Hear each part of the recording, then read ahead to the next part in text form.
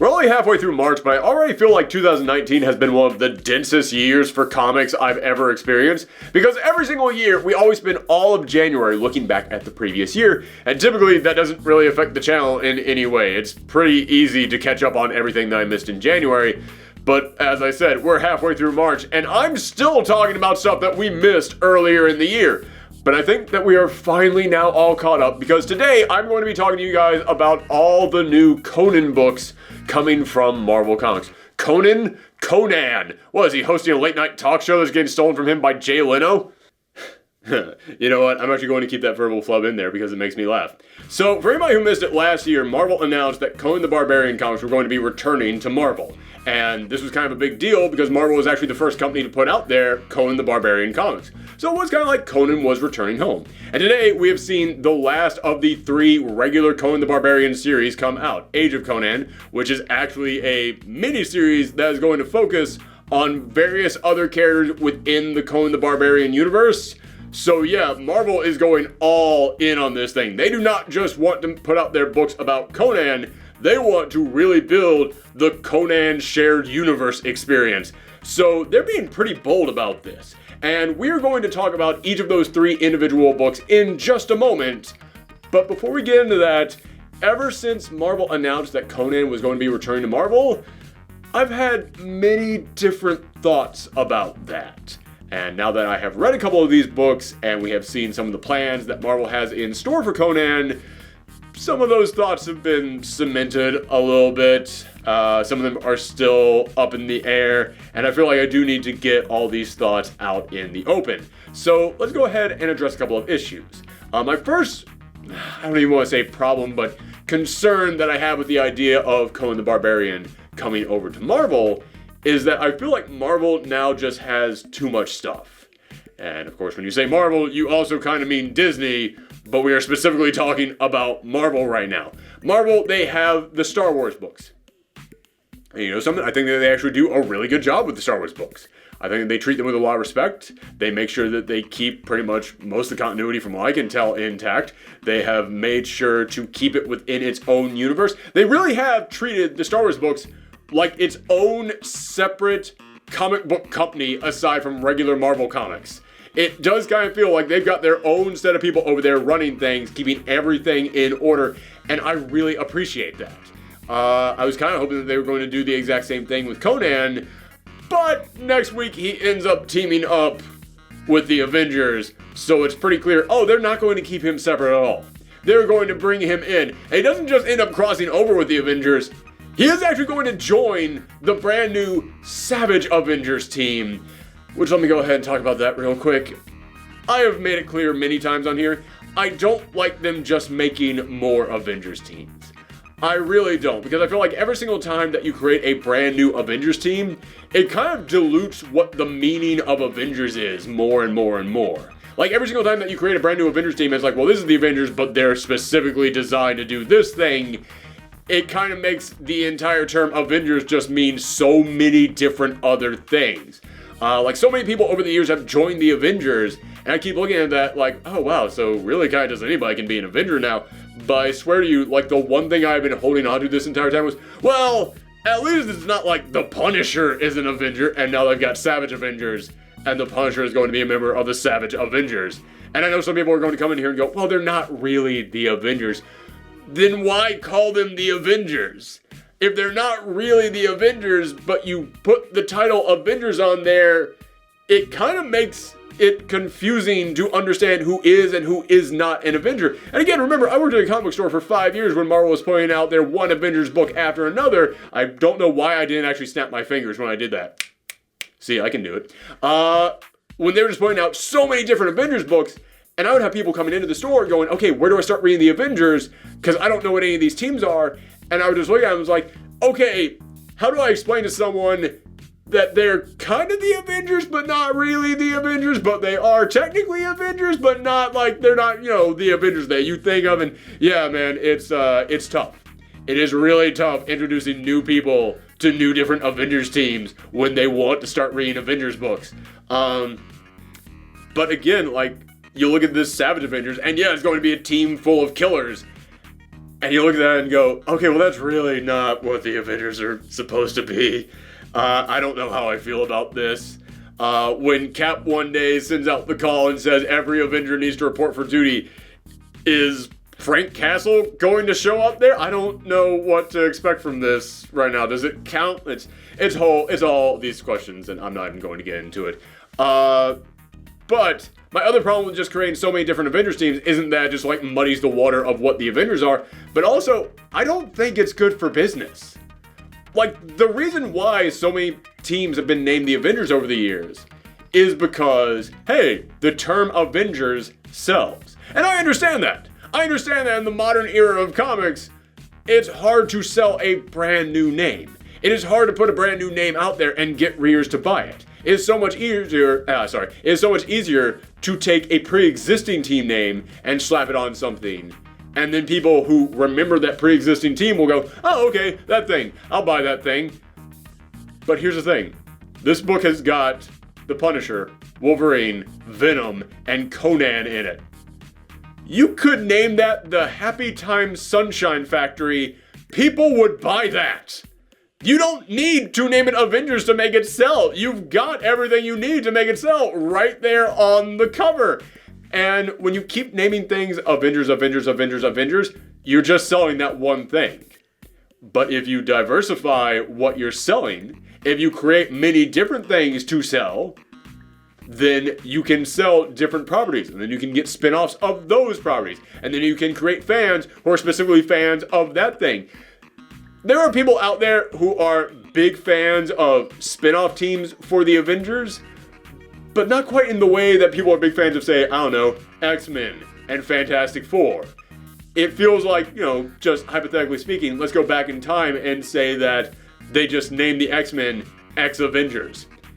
Do you think that they will have really taken off over the years the same way that creating a completely separate team all to itself would have taken off? It really feels like when you just keep naming something Avengers, Avengers, Avengers, Avengers, you're kind of hampering any possibility for it to grow and spin off and morph into its own thing one day. But that's just my thoughts on the whole Avengers situation. We're talking specifically about Conan today.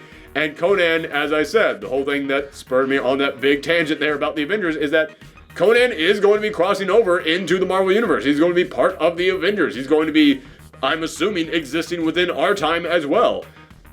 I don't know how I feel about that. I do kind of feel like Conan is one of those characters who he has had his own history. He has had his own timeline. He has had his own adventures that exist solely within the Conan the Barbarian universe. And I feel like as soon as you do more than just like a one-time crossover thing, like a special event where like Conan teams up with Thor or something, as soon as you make it where, oh no, he's just going to start appearing in all these other books and he is deeply rooted within the Marvel Universe now, it kind of takes away a little bit of the individual personality of the Conan books. And again, I am saying that as a guy who openly admitted just a couple moments ago, not the biggest Conan fan. I'm just not really into sword and sorcery. But I understand the appeal of Conan. I understand the thing that makes him special. And yeah, I feel like when you try and blend the thing that makes him special in with the stuff that makes the regular Marvel Universe special, it kind of, takes a little bit of that away from him. So I am sort of nervous about that. Again, we haven't seen the execution yet. I have to come in here and state we have not seen the execution on that yet. They could knock it out of the plant. They could just completely, out of the plant, that's not a term, knock it out of the park. They could completely knock it out of the park on this one. So I'm not coming in here and saying, this will definitely fail and not work. No, I never want to come in here and say, oh, a book is going to fail. That's a completely dickish move. Why would you do that? I want all books to succeed. I want all books to be great. So this could be great.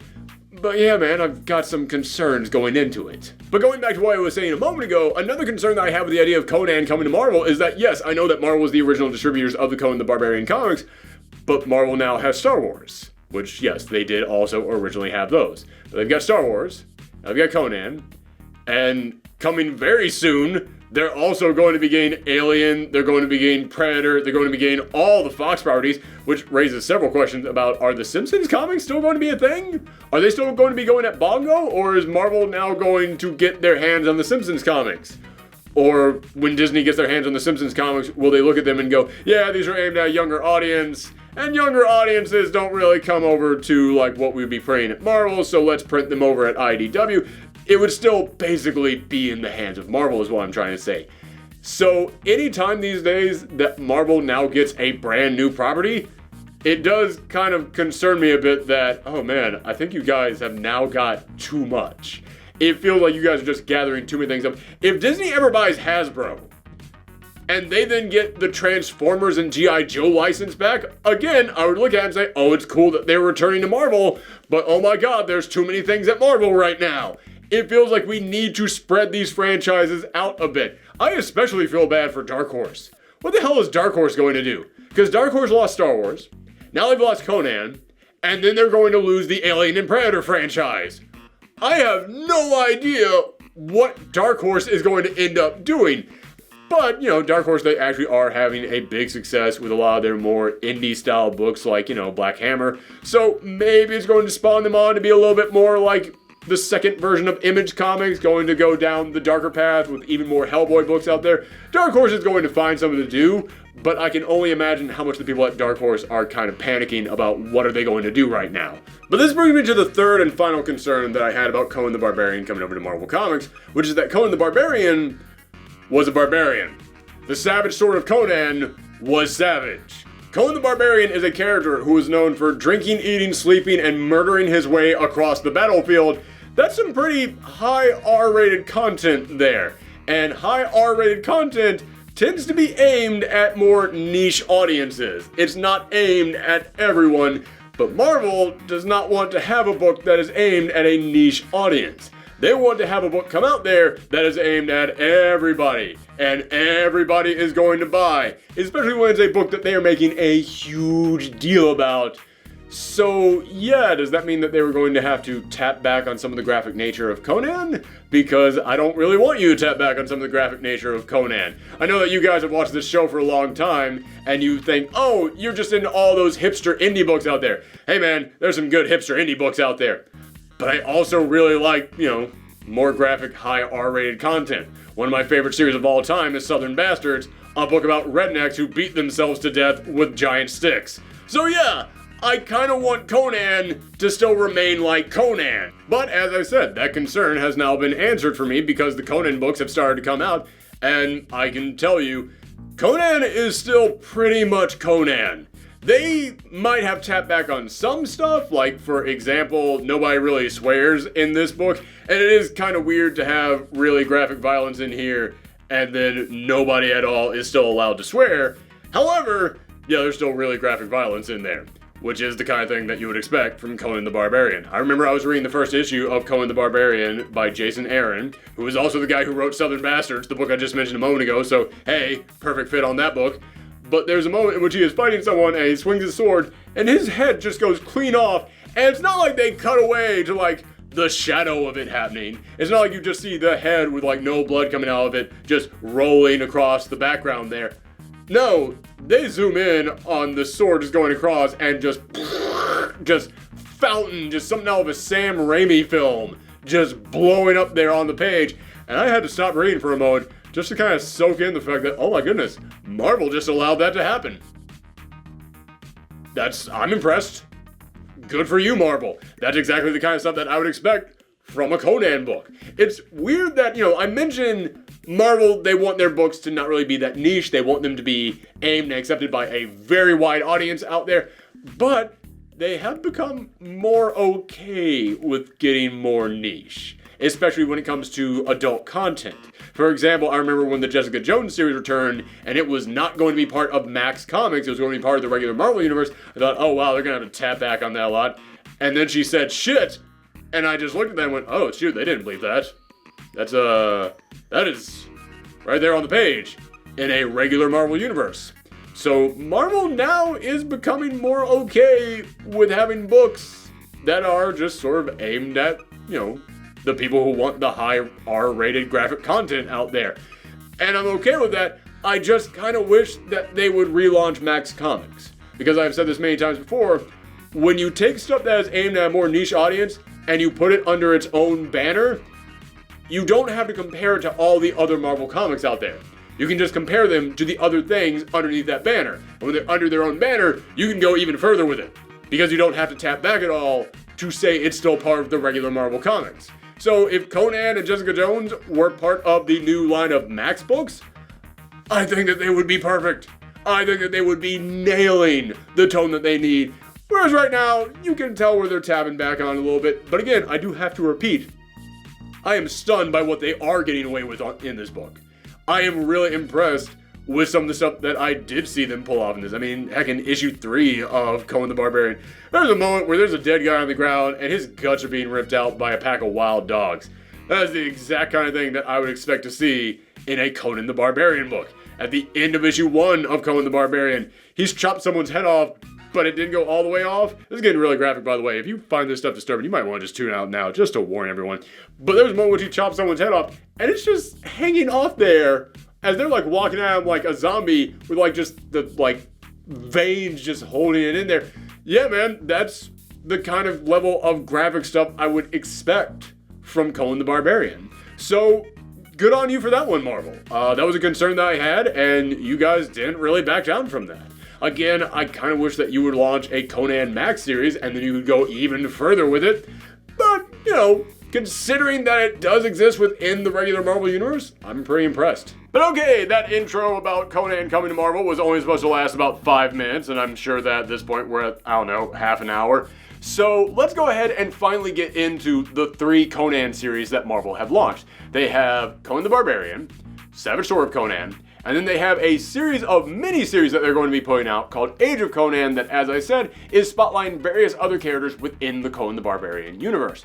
Now, that one is obvious in how it's different, but how is Savage Sword of Conan different from Conan the Barbarian? Well, Conan the Barbarian is kind of like the life and times of Conan the Barbarian.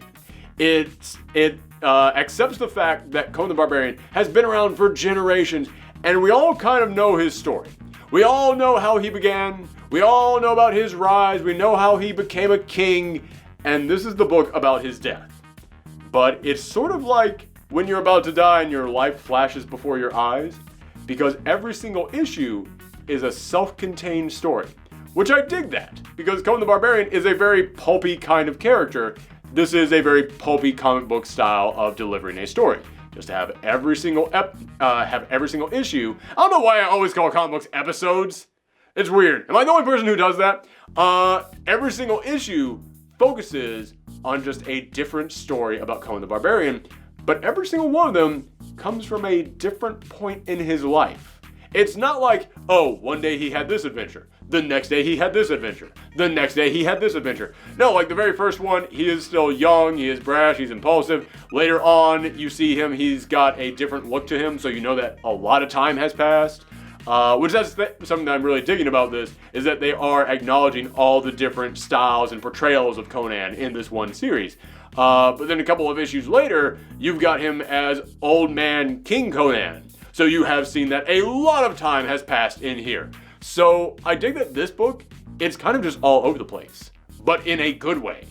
This is that book where, do I want to read about the entire history of Conan in one series? Bam, this is the book to get.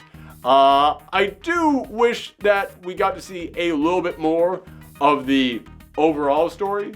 This story of how he died, it's being played out in like very little bits and pieces here and there in every single one of these issues. But I wish that we got to see a little bit more of that. But so far, I really dig this approach. And the book is being written by Jason Aaron, who, as I said, is the same guy who wrote The Southern Bastards, the rednecks beating each other to death with a giant stick book, and he is the perfect fit for this series. Because not only did he do Southern Bastards, he also did a series for Image called The Goddamned, which is a book about Cain from the Bible. You know, the very first murderer, the person who killed his brother Abel. He has been cursed with immortality, and he is just walking the earth trying to find a way to die. But this is set right before the flood. For anybody who knows the Bible, you know that the whole story is that the world was so overrun with such horrible sin that God had to hit the big redo button. He had to reset everything, and he flooded the entire earth. So this is set in the days right before that, in which it's the most savages you have ever seen in a comic book. It is some stuff that is going to make you sick to read through. But that's kind of the point, so it was very effective. And I remember that when I heard that Conan was coming over to Marvel, my very first thought was, you need to get Jason Aaron on this book. Because reading the goddamn, that's basically what a Conan series should be. Like, if you want to go all in, that's the Conan series that you need to make. And they have given it over to Jason Aaron. And yeah, this feels like the Jason Aaron Conan series. I've been reading Jason Aaron for a long time, so there's a lot of things in his writing that I can kind of pinpoint as, that's a very Jason Aaron line. And while I was reading this Conan series, there is a moment in which he is going up against someone in a big arena. And the guy he's going up against is holding a spear. And it says, the islander is holding a spear that is older than he was. It was passed down from this person to this person. It has so much importance and means so much to his people. And then it says, Conan is wielding a sword that he stole last night after he lost his other sword in a drunken brawl. That is 100% a Jason Aaron line. Anytime that you have a big badass just getting completely shit-faced drunk and just being a screw-up because of it, that's a Jason Aaron line. That is absolutely something that he would write. And it fits for Conan. It's a little bit goofier than what I would expect from a Conan book, but I can see it happening in a Conan book. But that was issue 1. Issue number 2, it has a completely different tone to it. Because in issue number 2, as I said, it's a different point in Conan's life, and it's now him hunting down this tribe of people who are just known as these big, rough, savage people. I don't mean to keep using the word savage so much, but it's literally in one of the titles of these books, so it's kind of a defining tone for the Conan series. But he's hunting down these group of people, and he ends up being cured of this snake poison by one of the people in the tribe. And the person says, listen, these giant monster snakes, they've been attacking us for days. You owe us, and you also need our help getting out of this jungle. I will help you if you just spend a couple days fighting alongside us, helping us take out these snakes. And it basically becomes a story about Conan finding a place for himself. It becomes sort of an emotional story about Conan, just sort of looking for a home. And it all kind of leads up to this moment where Conan has to admit, I have no home. I am not welcome anywhere. I must now go and just walk the earth knowing there is no place that I can ever really call my own place. That is another story that I would expect from Jason Aaron, and it's another story that absolutely fits Conan. So yeah, Jason Aaron, despite the fact that he is not writing a continuous story on this book, because that is not the premise of this book. The premise of this book is individual adventures. He is absolutely nailing it. He is 100% hitting every single note that I would expect from a Jason Aaron Conan book. Next up is Savage Sword of Conan, and this one is a continuous story. This one, it is Conan starts in this place, and we move from there to here to here. Every single issue, he gets a little bit closer to his goal. Every single issue, he meets a new character. He builds up this sort of antagonistic relationship with the big mystery villain that we're all going to meet. He makes another friend. I don't want to actually say friend because Conan has no friends, but he makes another temporary ally, let's call them that, and they start to join him as he goes along his quest. So yeah, that is the very obvious difference between Savage Sword of Conan and Conan the Barbarian. Conan the Barbarian is just individual stories about different points in Conan's life. Savage Sword of Conan is one story continuing on from issue to issue to issue. So I do really enjoy that they decided to make these books that different. It does make it easy for me to describe to people why there are two different Conan series out there. I will say though, even though both these books are great, I don't know if you need to read both of them. Because the first issue of both of them have a lot of similar beats to it. Not so much in the story itself, but in the introduction of Conan.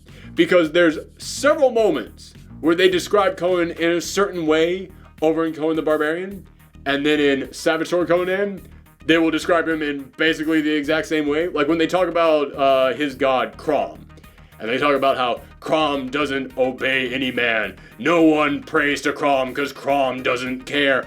Those are some badass lines, but both books have almost the exact same line in them. So it is one of those things that unless you just really want to dive into Conan, I can't really recommend you reading both of these, but you can't go wrong with either. It just depends on what you want to read. Now, let's talk about the actual Savage Sword of Conan series. What this is about is that it is about Conan being hijacked by some slave traders, and he breaks his way out of this pirate ship and he finds this treasure, and the treasure implants a map inside his head. So now he and the other person who escaped from the slave ship are off to try and find this treasure. Now, first thing that I have to point out about Sabotage Conan is that it has an amazing introduction to Conan. Because when the book begins, we see Conan seen in this big castle, this big banquet hall, eating all this food with all these women around him, and he's just looking at it going, this feels empty. And then you turn the page, and he is drifting in the ocean on this little destroyed piece of board, and he is eating the remains of a live shark. Again, you want to talk about how these books are not afraid to get graphic, I gotta come in here and applaud this book because that's how it begins. But it also let me know instantly, oh, where is this going to go?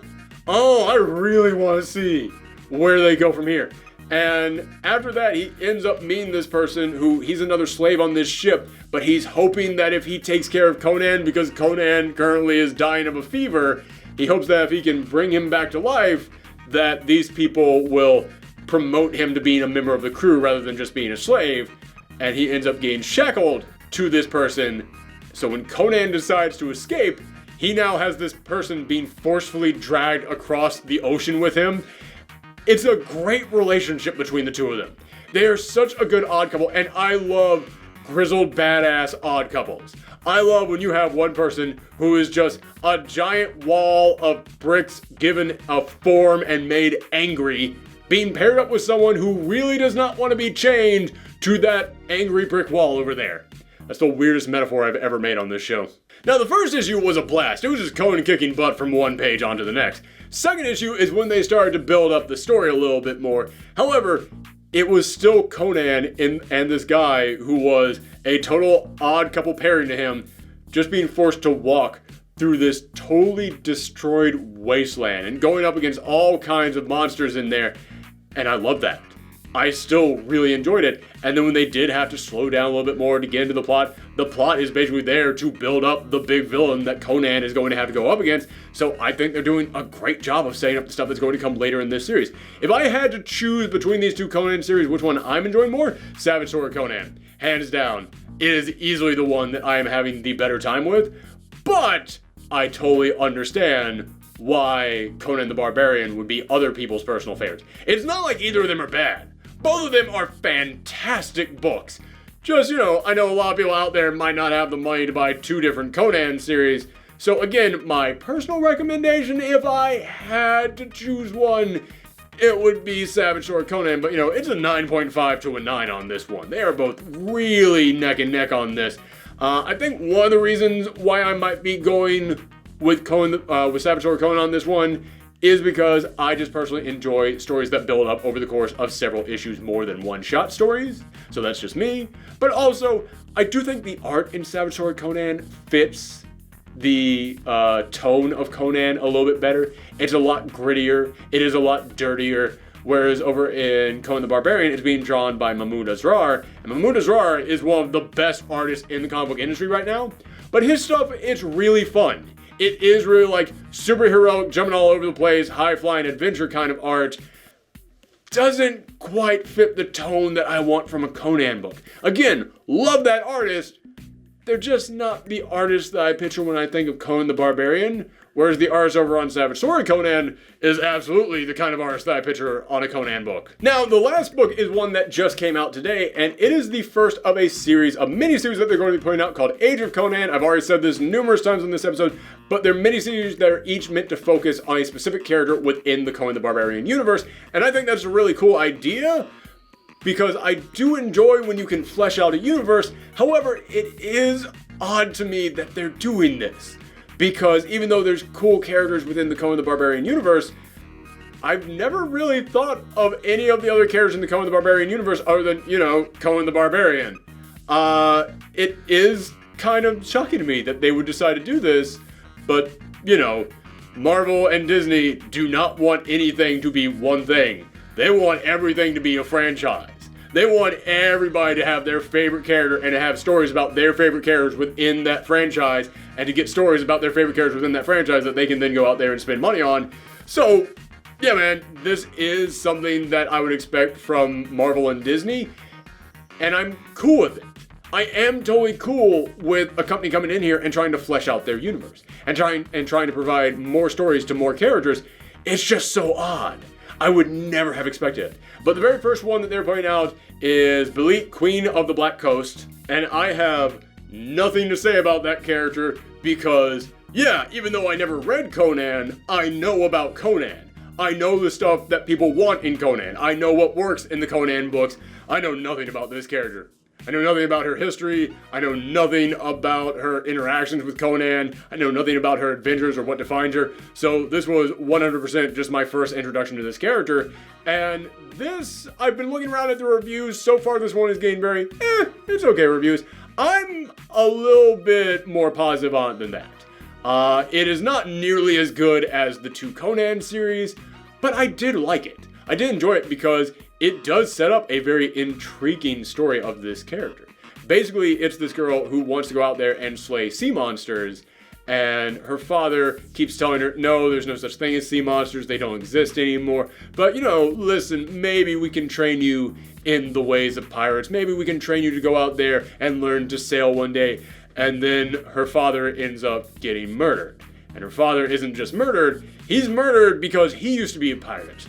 And not just any pirate, he was one of these badass Kings of the Seven Seas kind of characters, and now all the terrible things that he did in his past have come back to murder him again, and she now has to watch this. She doesn't just have to watch it, there's something that happens with his murder that I will not spoil, but it is the best moment in this entire book, because it's that moment that you just look at and go, oh, this character now has baggage. This character now has a whole lot on her brain. She is going to have a lot that plays out with her emotional development over the course of this series. And it does make me intrigued to see what's going to happen to this character after this. Not really much happens in terms of like big swashbuckling action that you might expect from a book called Queen of the Black Seas, simply because this is her origin issue. It's the issue focusing on her when she learns about her father's history and when she decides, I'm going to set out there and become a pirate myself. Now, as I said, introduction's pretty good, because when you learn about the history of her father and you see how that impacts her, it does make you really want to learn more about this character, and it makes you want to see, okay, well, if that was the kind of badass that your father was, what happened to him, and what you had to witness, what kind of badass are you going to turn into? Also, I will applaud the book for saying that it's actually pretty witty. There are several lines in this issue that made me stop and go, that's pretty good. Nothing that really got like a big chuckle from me or really wowed me, but there are lines in here that I did appreciate. There are lines in here that made me go, oh, that is really clever in there.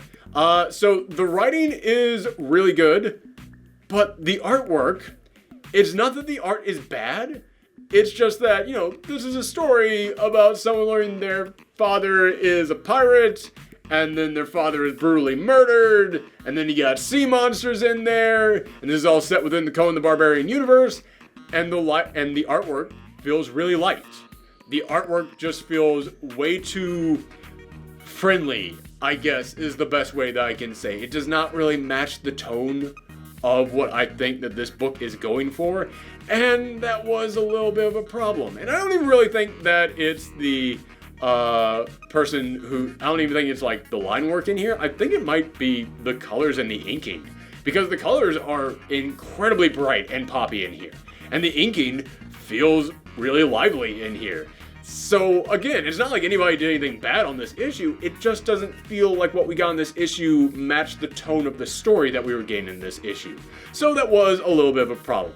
And again, as I said, it's issue 1 of her origin story, and is the most origin-y part of the origin story. It is her as a child before she turns into the big badass, and after reading those 2 Conan books, I can't really blame a lot of people out there for going, so where's the big badass in this one? Oh, it's coming? Oh, okay, we're building up to that? Okay, well, I guess I'll come back for the next issue. So I can understand why a lot of people out there are giving it just, okay reviews, but I did enjoy it. I do enjoy origin stories. I do like seeing characters' beginnings, and this is a very intriguing beginning on this. But there's one other thing that I want to say about this Age of Conan miniseries, which is that the tone of it feels completely different from the 2 Conan series that we have right now. And I'm actually completely okay with that. I actually think it's really cool that this has a completely different tone. And at first, I wished that it had a similar tone. Because, as I said, I kind of wish that the Conan books all existed within their own little shared universe over here that was separate from all the other Marvel stuff. And if you gave them all their own specific tone, that would help to make them feel like one cohesive thing. But then I stopped and thought about more. Marvel is really pushing all of these Conan books. They want this to be a big deal.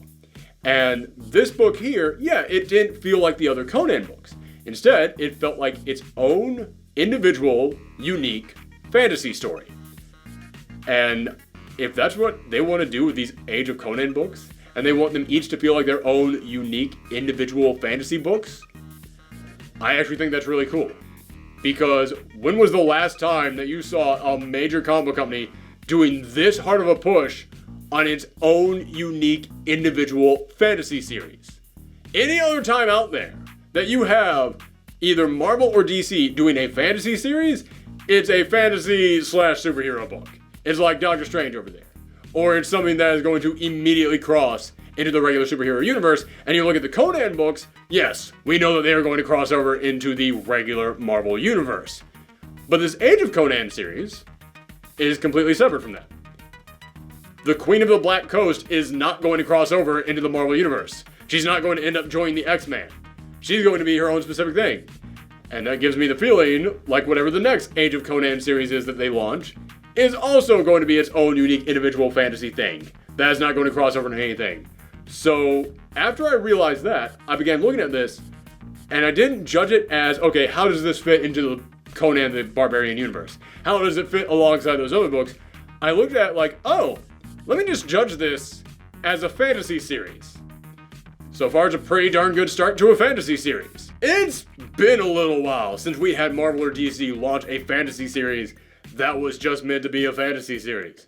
That just sat there as its own unique thing, and they didn't come in here and try and cram superheroes into it, like they're kind of doing to the Conan books right now. But yeah, this is its own little unique fantasy thing that just gets to exist as its own little unique fantasy thing. So, as I said, one of the reasons why I think I'm being more positive on this is because I'm not judging this as part of the other Conan lines. I'm judging it as, oh hey, let me look at this as a fantasy series. And it's pretty good as a fantasy series.